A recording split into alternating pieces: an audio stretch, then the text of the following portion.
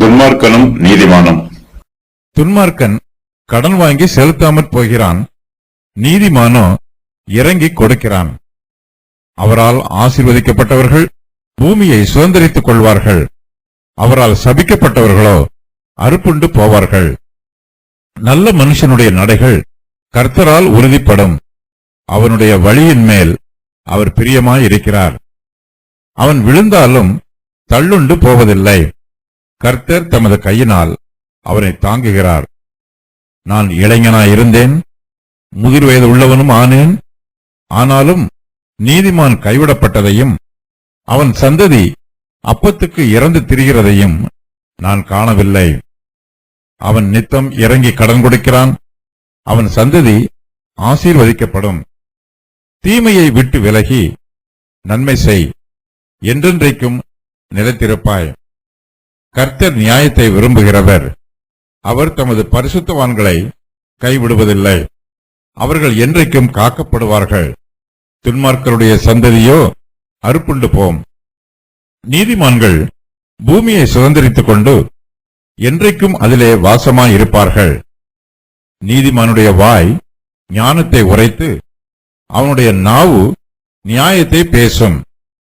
அவனுடைய தேவன் அருளிய வேதம் அவன் இருதயத்தில் இருக்கிறது, அவன் நடைகளில் ஒன்றும் பிசகுவதில்லை. துன்மார்க்கன் நீதிமான் மேல் கண் வைத்து அவனை கொல்ல வகை தேடுகிறான், கர்த்தரோ அவனை இவன் கையில் விடுவதில்லை. அவன் நியாயம் விசாரிக்கப்படுகையில் அவனை ஆக்கினைக்குள்ளாக தீர்ப்பதும் இல்லை. நீதிமான். துன்மார்க்கன் கடன் வாங்கி செலுத்தாமல் போகிறான், நீதிமானோ இறங்கி கொடுக்கிறான். நாம் இந்த பிரபஞ்சத்தில் சந்தோஷமாய் ஜீவிக்க வேண்டும் என்றால் கர்த்தரை நம்பி அவருக்கு காத்திருக்க வேண்டும். கர்த்தருக்கு பிரியமான பிள்ளைகளாக ஜீவிக்க வேண்டும். அவருக்கு பிரயோஜனம் உள்ளவர்களாகவும் இருக்க வேண்டும். நம்முடைய சந்தோஷத்திற்கு கர்த்தர் ஒரு சில வழிகளை நியமித்து வைத்திருக்கிறார். அந்த வழிகளில் சென்றால் மாத்திரமே நமக்கு சந்தோஷம் உண்டு. தாவீது நம்முடைய சந்தோஷத்திற்கு ஒரு சில ஆலோசனைகளை சொல்லுகிறார். நாம் பிறருடைய பொருளை வஞ்சிக்க கூடாது, பிறர் பொருளை அபகரிக்க கூடாது, அவரவர்களுடைய பொருட்களை அவரவர்களுக்கு கொடுத்து விட வேண்டும். பிறருக்குரியதை நாம் வைத்துக் கொண்டால் நமக்கு சந்தோஷம் இருக்காது. துன்மார்க்கன் கடன் வாங்கி செலுத்தாமல் போகிறான். நாம் சந்தோஷமாக இருக்க வேண்டும் என்றால் நாம் பிறர் பொருளை இச்சையால் இருக்க வேண்டும் என்று கர்த்தர் சொல்லுகிறார். நாம் நீதியாய் நடந்து கொள்ள வேண்டும், யாருக்கும் அநியாயம் செய்யக்கூடாது. ராயனுக்குரியதை ராயனுக்கும், மனுஷனுக்குரியதை மனுஷனுக்கும், தேவனுக்குரியதை தேவனுக்கும் செலுத்த வேண்டும். பிறருடைய பொருட்களை நமக்கு சொந்தமாக்கிக் கொள்ளக்கூடாது. நீதிமான் இறங்கி கொடுக்கிறான். நாம் பிறருக்கு உதவி புரிய எப்போதும் ஆயத்தமாய் இருக்க வேண்டும். பிறருக்கு உதவி தேவைப்படும் போது நம்மால் செய்ய முடிகிற உதவிகளை மனப்பூர்வமாயும் தாராளமாயும் செய்ய வேண்டும். கர்த்தர் நமக்கு அநேக நன்மைகளை செய்திருக்கிறார், நமக்கு நல்ல ஈவுகளை கொடுத்திருக்கிறார். கர்த்தருடைய கரத்தில் இருந்து நன்மைகளை பெற்றிருக்கிற நாம் பிறருக்கும் நன்மை செய்ய வேண்டும். நம்மை போல பிறரையும் நேசித்து அவர்களுக்கு உதவி புரிய வேண்டும். நீதிமானுடைய இருதயத்தில் கர்த்தருடைய சுபாவம் நிரம்பி இருக்கும். கர்த்தர் இரக்கமும் மனதுருக்கமும் உள்ளவர். நீதிமானும் இரக்க குணம் உள்ளவனாய் இருப்பான். அவன் இறங்கி கொடுப்பான், மற்றவர்களுடைய துன்பத்தை பார்த்து பரிதாபப்படுவான். சில சமயங்களில் மற்றவர்களுக்கு கடன் கொடுப்பது நாம் அவர்களுக்கு செய்கிற பேருதவியாக இருக்கும். நம்மிடத்தில் கடன் கேட்கிறவர்களுக்கு முகம் கோணக்கூடாது. நம்மால் முடிந்த வரையிலும் பிறருக்கு உபகாரம் செய்ய வேண்டும். யாருக்கும் உபத்திரவம் செய்துவிடக்கூடாது. நாம் தீமையை விட்டு விலகி வர வேண்டும், நன்மை செய்ய வேண்டும். அப்போதுதான் நாம் என்றென்றைக்கும் கர்த்தருக்குள் நிலைத்திருப்போம். கர்த்தருடைய பிள்ளைகளாகிய நாம் நல்ல வார்த்தைகளை பேச வேண்டும். விசுவாசத்தை வர்த்திக்க பண்ணக்கூடிய வார்த்தைகளையும் பக்தி விருத்திக்கு உதவி செய்யக்கூடிய வார்த்தைகளையும் பேச வேண்டும். நம்முடைய வாய் ஞானத்தை உரைக்க வேண்டும். நம்முடைய நாவு நியாயத்தை பேச வேண்டும். இது நீதிமானின் சுபாவம். நம்முடைய பேச்சு தேவனை மகிமைப்படுத்த வேண்டும். மற்றவர்களுடைய ஆவிக்குரிய நன்மைக்கு ஏதுவான காரியங்களை பேச வேண்டும். இருதயத்தின் நிறைவினால் வாய் பேசும். நம்முடைய இருதயத்தில் தேவனுடைய ஞானம் நிரம்பி இருக்கும் போது நம்முடைய வாயும் ஞானத்தை பேசும். நம்முடைய இருதயத்தில் நியாயம் நிரம்பி இருக்கும் போது நம்முடைய நாவு நியாயத்தை பேசும். நாம் பேசுகிற ஒவ்வொரு வார்த்தையும் பிறருடைய ஆவிக்குரிய ஜீவியத்தின் வளர்ச்சிக்கு உதவி புரிய வேண்டும். நாம் தேவனுடைய வார்த்தைக்கும் அவருடைய சித்தத்திற்கும் கீழ்ப்படிய வேண்டும். நாம் கர்த்தருடைய சித்தத்திற்கு மீறி சிந்திக்க கூடாது. நாம் அவருடைய விருப்பத்திற்கு மீறி கிரியை நடப்பிக்க கூடாது. நம்முடைய சுய சித்தத்தை தேவனுடைய சித்தத்திற்கு கீழ்ப்படுத்த வேண்டும். தேவன் அருளிய வேதம் நம்முடைய இருதயத்தில் இருக்க வேண்டும். அப்போது நம்முடைய நடைகளில் ஒன்றும் பிசகுவதில்லை. நம்முடைய இருதயத்தில் தேவனுடைய பிரமாணம் இருக்க வேண்டும். நம்முடைய இருதயத்தில் தேவனுடைய வார்த்தை இல்லை என்றால் நம்முடைய ஜீவியம் மாய்மாலமாய் இருக்கும்.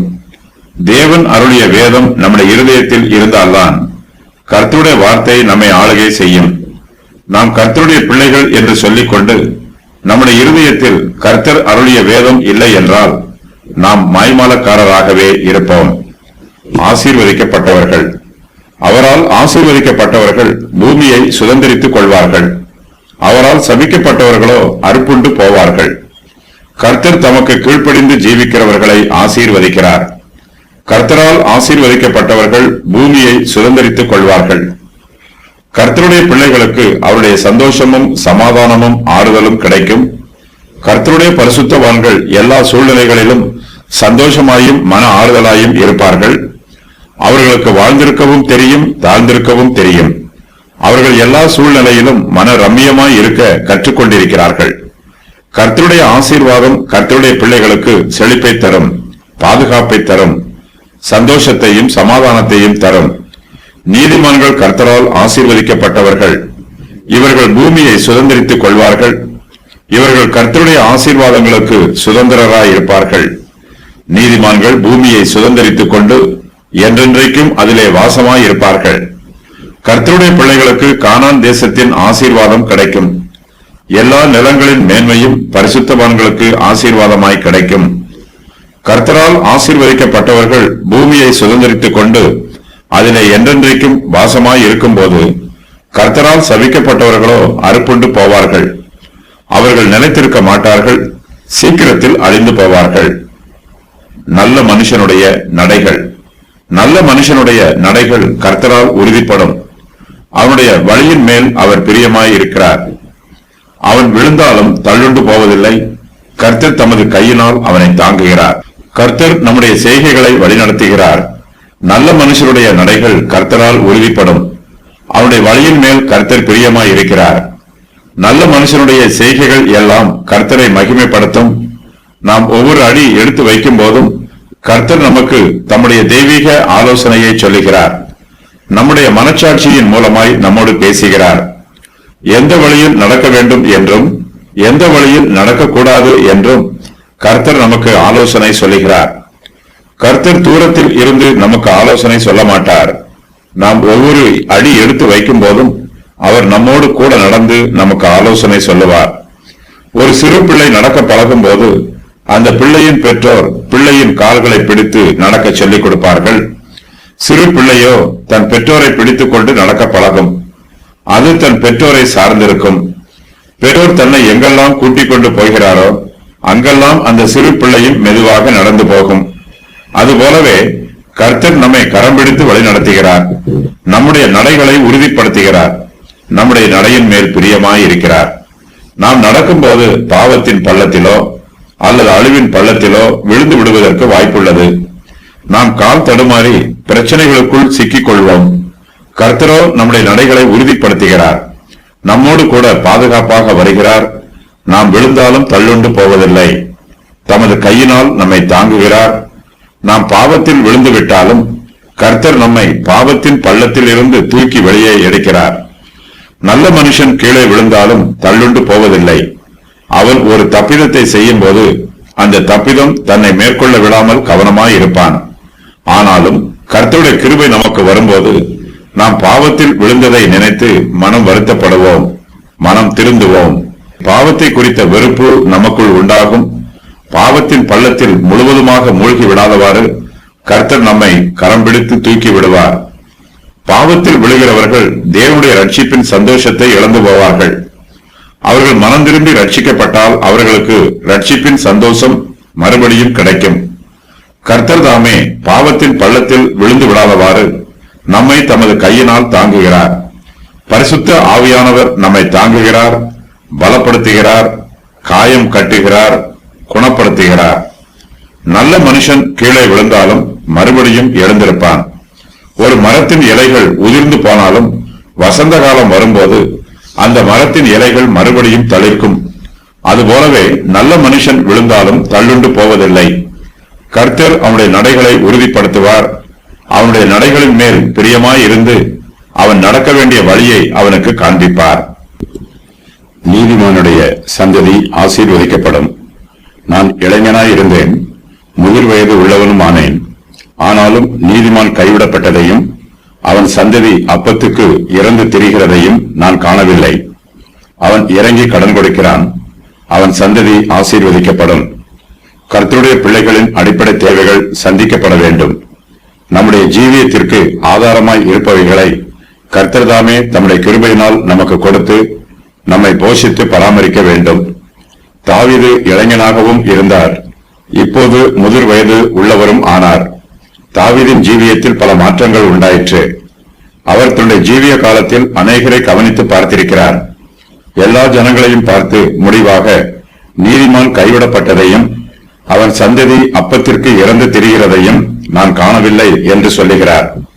கர்த்தருடைய பரிசுத்தவான்களில் ஒரு சிலர் மிகவும் வறுமையான நிலைமையில் இருக்கிறார்கள். நாம் செல்வந்தராக இல்லை என்றாலும் கர்த்தர் நம்மை போஷித்து பராமரிக்கிறார். நம்முடைய அடிப்படை தேவைகளை கிருபையாக சந்தித்து நம்மை ஆதரிக்கிறார். கர்த்தருடைய பிள்ளைகள் கொடிய தரித்திரத்தில் இருந்தாலும் அவர்களும் கர்த்தருக்குள் சந்தோஷமாய் இருப்பார்கள். அவர்களுடைய இருதயத்தின் சந்தோஷத்திற்கும் அவர்களுடைய பொருளாதார நிலைமைக்கும் சம்பந்தம் இருக்காது. பரிசுத்தவான்களுடைய சந்தோஷம் கர்த்தரிடமிருந்தே வருகிறது. துன்மார்க்கன் தன்னுடைய துன்மார்க்கத்தினால் தரித்திரன் ஆகிறான். அவன் தகாத வழிகளில் ஐஸ்வர்யத்தை சம்பாதித்தாலும் அந்த ஐஸ்வர்யம் அவனுக்கு நிலைப்பதில்லை. அவன் துன்மார்க்கத்தினால் சம்பாதித்த ஐஸ்வர்யத்தை துன்மார்க்கத்தினால் செலவு செய்து தரித்திரனாகி விடுகிறான். கர்த்தருடைய பிள்ளைகளோ கர்த்தரால் ஆசீர்வதிக்கப்பட்டிருப்பார்கள். கர்த்தர் கொடுக்கிற ஆசீர்வாதம் அவர்களிடத்தில் தங்கியிருக்கும். நீதிமான் மாத்திரமல்ல, அவனுடைய சந்ததியும் ஆசீர்வதிக்கப்படும். நீதிமான் நித்தம் இறங்கி கடன் கொடுக்கிறான். கர்த்தருடைய பிள்ளைகள் பிறருக்கு இறங்கி உதவி செய்வதினாலோ கடன் கொடுப்பதினாலோ அவர்கள் தரித்திரராவதில்லை. ஏழைகளுக்கு இறங்கி கொடுப்பதினால் நமக்கு குறைந்து போவதில்லை. நம்மால் நித்தமும் இறங்கி கடன் கொடுக்க முடியும். நாம் ஏழைகளுக்கு இறங்கி உதவி செய்யும் போது கர்த்தர் நம்மை கைவிட மாட்டார். நம்முடைய சந்ததி அப்பத்திற்கு இறந்து தெரியாது, பிச்சை எடுக்காது. நம்முடைய சந்ததி ஆசீர்வதிக்கப்பட்டிருக்கும். கர்த்தர் நியாயத்தை விரும்புகிறவர். கர்த்தர் தம்முடைய பரிசுத்தவான்களை ஒருபோதும் கைவிட மாட்டார். தம்முடைய பெரிதான கிருபையினால் அவர் நம்மை எல்லா துன்பங்களுக்கும் வேதனைகளுக்கும் நெருக்கங்களுக்கும் நீங்களாக்கி விடுவிப்பார். நமக்கு நெருக்கங்களும் வேதனைகளும் வரும்போது அவற்றிலும் கர்த்தர் நம்மை பாதுகாப்பார். நாம் தீமையை விட்டு விலகி நன்மை செய்ய வேண்டும் என்று கர்த்தர் எதிர்பார்க்கிறார். அப்போது நாம் என்றென்றைக்கும் நிலைத்திருப்போம். கர்த்தர் நியாயத்தை விரும்புகிறவர். நாம் இந்த பூமியிலே சமாதானமாய் வாசம் பண்ணுவோம். இந்த பிரபஞ்சத்தை விட்டு நாம் கடந்து செல்லும் போது நமக்கு பரலோகத்திலே நித்திய வாசஸ்தலம் ஆயத்தம் பண்ணப்பட்டிருக்கிறது. இப்பிரபஞ்சத்தின் ஜீவியத்தை விட பரலோகத்தின் ஜீவியம் மிகுந்த ஆசீர்வாதம் உள்ளதாய் இருக்கும். அங்கு நமக்கு நித்திய சந்தோஷம் உண்டாயிருக்கும். பரலோகத்திலே நாம் என்றென்றைக்கும் நிலைத்திருப்போம். கர்த்தர் தம்முடைய பரிசுத்தவான்களை கைவிட மாட்டார். அவர் நம்மை என்றென்றைக்கும் காத்துக்கொள்வார். நமக்கு கர்த்தருடைய சமூகத்தில் நித்திய பாதுகாப்பு உண்டு, நித்திய பேரின்பம் உண்டு, நித்திய சந்தோஷமும் நித்திய சமாதானமும் உண்டு. இந்த பூமிக்குரிய காரியங்கள் எதுவும் நித்தியமானது அல்ல, பரலோகத்தின் காரியங்களே நித்தியமானது. கர்த்தர் துன்மார்க்கரை சபிக்கிறார். கர்த்தரால் சபிக்கப்பட்டவர்கள் அறுப்புண்டு போவார்கள். துன்மார்க்கர் மாத்திரமல்ல, அவர்களுடைய சந்ததியும் அறுப்புண்டு போகும். நீதிமான்கள் பூமியை சுதந்திரித்துக் கொண்டு அதிலே என்றென்றைக்கும் வாசமாய் இருப்பார்கள். இந்த பூமி கர்த்தர் நமக்கு கொடுத்திருக்கிற தேசம். நாம் இதிலே நம்முடைய ஜீவிய காலம் முழுவதிலும் வாசமாய் இருப்பதற்காக கர்த்தர் இந்த பூமியை நியமித்திருக்கிறார். நாம் இந்த பூமியிலே என்றென்றைக்கும் நித்திய காலமாய் வாசமாய் இருப்பதில்லை. இந்த பூமியும் இந்த பூமியில் நம்முடைய ஜீவியமும் அநித்தியமானவை. நமக்கு நித்தியமான ஜீவியம் பரலோகத்தில் உண்டு. நாம் பரலோகத்திலே என்றென்றைக்கும் வாசமாய் இருப்போம். பரலோகமே நம்முடைய நகரம். கர்த்தர் நமக்கு அஸ்திவாரமுள்ள பரலோகத்தை சுதந்திரமாக கொடுத்திருக்கிறார். கர்த்தருடைய சுதந்திரத்திற்கு பாத்திரவான்களாகிய நாம் பரலோகத்திலே என்றென்றைக்கும் வாசமாயிருப்போம். அங்கு நீதி வாசமாயிருக்கும். நீதிமானுடைய வாய் ஞானத்தை உரைக்கும். அவனுடைய நாவு நியாயத்தை பேசும். தேவன் அருளிய வேதம் அவன் இருதயத்தில் இருக்கும். அவன் நடைகளில் ஒன்றும் பிசகுவதில்லை. கர்த்தர் நீதிமானை ஆசீர்வதிக்கிறார். துன்மார்க்கனோ நீதிமானுடைய ஆசீர்வாதத்தை அங்கீகரிக்க மறுக்கிறான். அவன் மீது பொறாமைப்படுகிறான். நீதிமான் மேல் கண் வைத்து அவனை கொல்ல வகை தேடுகிறான். துன்மார்க்கன் துன்மார்க்கமான சிந்தனை உடையவன். அவன் துன்மார்க்கமான செய்கைகளை நடப்பிக்கிறவன். கர்த்தருடைய பிள்ளைகளுக்கு விரோதமாக அவன் தீங்கு செய்ய வகை தேடினாலும் அது அவனுக்கு வாய்க்காது. கர்த்தர் தமக்கு பயந்து ஜீவிக்கிற பரிசுத்தவான்களை பாதுகாக்கிறார். கர்த்தர் தம்முடைய பிள்ளைகளை துன்மார்க்கனுடைய கையில் ஒப்புக் கொடுக்க மாட்டார். கர்த்தருடைய நியாய தீர்ப்பு நாளின் போது நீதிமானும் துன்மார்க்கனும் நியாயம் தீர்க்கப்படுவார்கள். கர்த்தர் துன்மார்க்கனை ஆக்கினைக்கு உள்ளாக தீர்ப்பார். கர்த்தர் நீதிமானையோ ஆக்கினைக்குள்ளாக. கர்த்தர் நீதிமானுக்கு பரலோகத்திலே நித்திய இளைப்பாறுதலை கட்டளையிடுவார். பரிசுத்தவான்களிடம் காணப்படும் சுபாவங்கள். பொல்லாதவர்களை குறித்து எரிச்சல் அடைய மாட்டார்கள். நியாயக்கேடு செய்கிறவர்கள் மேல் பொறாமை கொள்ள மாட்டார்கள். கர்த்தரை முழுமையாக நம்புவார்கள். நன்மை செய்வார்கள். கர்த்தரிடத்தில் மன மகிழ்ச்சியாய் இருப்பார்கள்.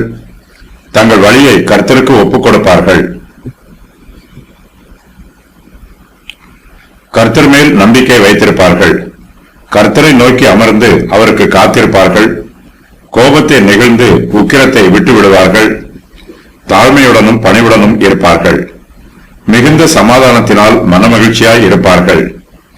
நீதிமான்கள் கொஞ்சத்திலும் பஞ்சகாலத்திலும் திருப்தி அடைவார்கள். ஆபத்து காலத்தில் வெட்கப்பட்டு போகாமல் தைரியமாய் இருப்பார்கள். நீதிமான் நித்தம் இறங்கி கடன் கொடுக்கிறான். கர்த்தருடைய வழி நடத்துதலுக்கு கீழ்ப்படிந்து இருப்பார்கள். ஆபத்து காலத்தில் விழுந்தாலும் தள்ளுண்டு போக மாட்டார்கள். சந்ததி ஆசீர்வதிக்கப்படும். வீடு கட்டுப்பாட்டிற்குள் இருக்கும். நீதிமான்கள் நியாயத்திலே உறுதியாயிருப்பார்கள். ஞானமும் நியாயமும் உள்ளவர்கள். தேவன் அருளிய வேதம் அவர்கள் இருதயத்தில் இருக்கும். மனுஷர்களிடையே சத்தியத்தை பரப்புவார்கள். உத்தமமும் செம்மையுமானவர்களுமாய் இருப்பார்கள். கர்த்தருடைய ரட்சிப்பை முழுவதுமாய் கைக்கொள்ளுவார்கள். இக்கட்டு காலத்தில் கர்த்தரால் விலக்கி காக்கப்படுவார்கள். பரிசுத்தவான்களை பற்றி சில செய்திகள். கிறிஸ்துவின் இரண்டாம் வருகையின் போது பரிசுத்தவான்களும் அவரோடு வருவார்கள். அவர்கள் கிறிஸ்துவோடு பூமியை ஆளுகை செய்வார்கள்.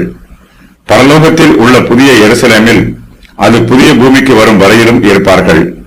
1000 வருஷ அரசாட்சியில் பரிசுத்தவான்கள் பூமிக்கும் பரலோகத்திற்கும் போய்க் கொண்டிருப்பார்கள்.